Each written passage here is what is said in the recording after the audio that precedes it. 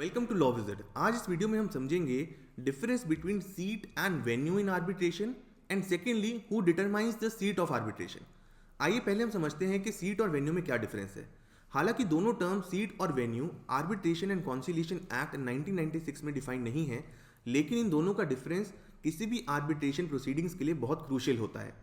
अगर हम बात करते हैं आर्बिट्रेशन एंड कॉन्सिलिएशन एक्ट 1996 की, तो उसमें जो वर्ड इस्तेमाल किया गया है that is place used in section 20 of the Arbitration and Conciliation Act। Section 20 clause 1 कहता है कि जो पार्टीज हैं वो म्यूचुअली डिसाइड करेंगी प्लेस ऑफ आर्बिट्रेशन।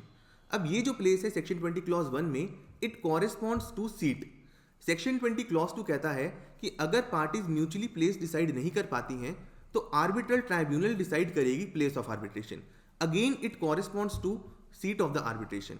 जबकि सेक्शन 20 क्लॉज 3 कहता है आर्बिट्रल ट्राइब्यूनल अपनी कन्वीनियंस के अनुसार किसी भी प्लेस पर मीट कर सकता है फॉर प्रोसीजरल एस्पेक्ट्स।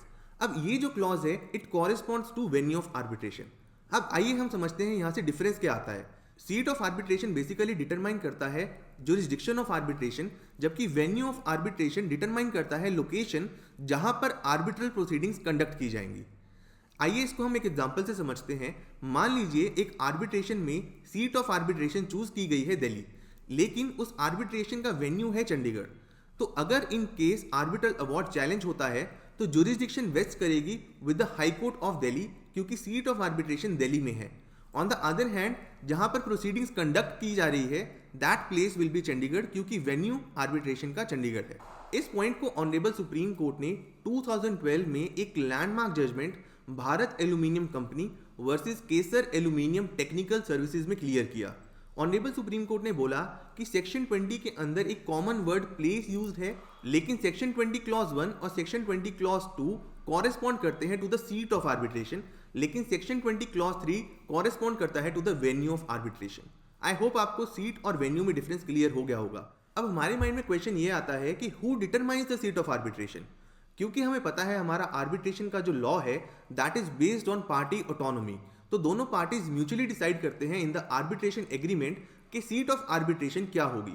लेकिन अगर दोनों पार्टीज म्यूचुअली डिसाइड नहीं करती सीट ऑफ आर्बिट्रेशन, तो एक पार्टी सेक्शन 20 क्लॉज 2 में आर्बिट्रल ट्राइब्यूनल के सामने एक एप्लीकेशन फाइल कर सकती है to decide the seat of arbitration, and उस केस में honourable arbitrator will decide the seat of arbitration.